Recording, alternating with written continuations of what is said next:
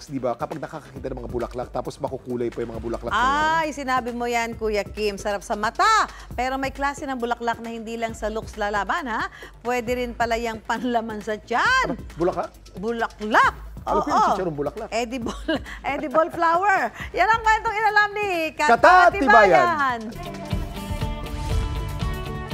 Sa malawak na tanimang ito sa Pangasinan, Paskong-Pasko ang aura ng mga tanim. Kapansin-pansinan deep red nitong kulay mula tangkay hanggang bunga.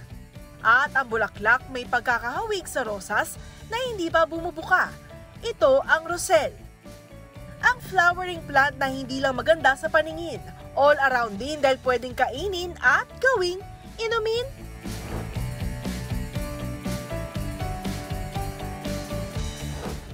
Taong 2016 na magparami ng rosel ang 79 anyos sa si Domeng. Mula sa maliit na lupa, umabot na sa 1,000 square meters ang tanim niya nito. Ang rosel, ang mapagkaintindi ko noon kasi isa lang ornamental. Tapos itinanim ko.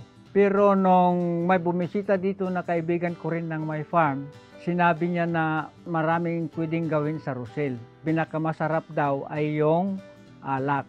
Dahil certified plantito, hindi nagdalawang isip si Domeng na palaguin ang rosel.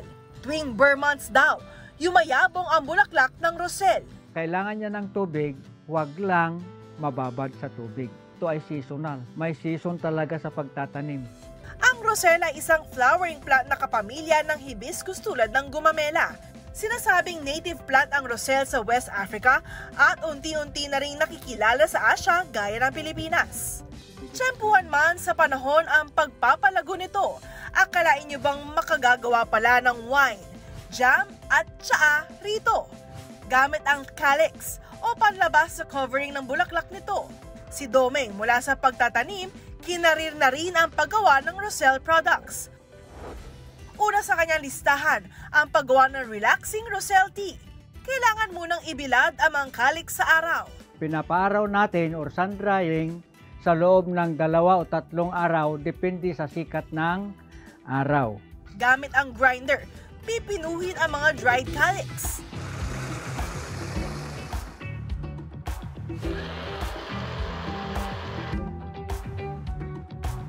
Lagyan lang ito ng mainit na tubig, may rosel tea ka na. Kung may sipa na inumin naman ang hanap, makikampay na sa paggawa ng rosel wine. Sa malaking kaserola, pakukuluin ang 10 litro ng tubig. Isabay na natin yung paglagay ng asukal. Ang initial sugar na inilalagay ay 2 kilos. Ang asukal ang magsisilbing pagkain ng yeast para ma-ferment ang wine. Ihahalo ang fresh rosel sa kumukulong tubig. Hihintayin na lumambot ang mga calyx at maging kulay pula ang tubig.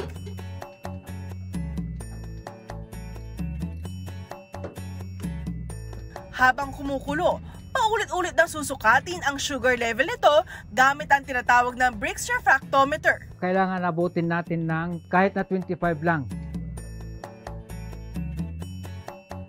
19.5.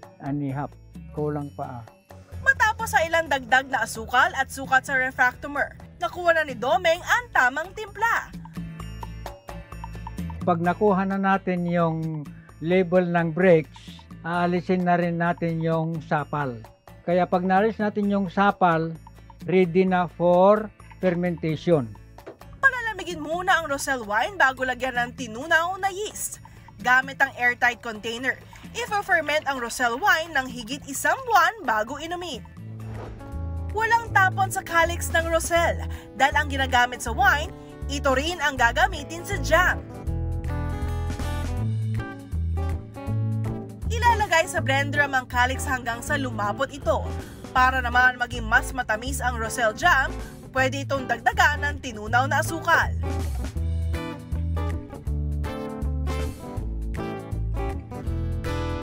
Tastes good. Parang Italian wine. Masarap po siya. Parang kalasa din po ng strawberry jam. Ang lasa niya is parang maasim na okay lang na ang pagkaasim niya. Tsaka masarap. Ang mga produktong ito na ibebenta ni Domeng ng 50 hanggang 700 pesos. Ang rosel, hindi lang pang all-around na kainin. Hitik din daw ito sa benepisyo sa kalusugan. Kaya niya magpababa ng blood pressure sa mga mild to moderate hypertension. Sabi sa pag-aaral, ito rin ay anti-diabetic, anti-cancer at may anti-inflammatory properties. Ang halaman ito ay mayaman sa vitamin C at anthocyanin na nagsisilbing antioxidant sa ating katawan. Pero tandaan, kahit gaano pa ito ka-healthy, kailangan drink and eat moderately. Oh, well. Na-impress ka ba sa Roselle? Mula sa batingkad nitong kulay at sa flexible nitong bunga, ang halamang ito, blooming talaga. Ako si Katati Bayan at yan ang kwentong dapat alam mo.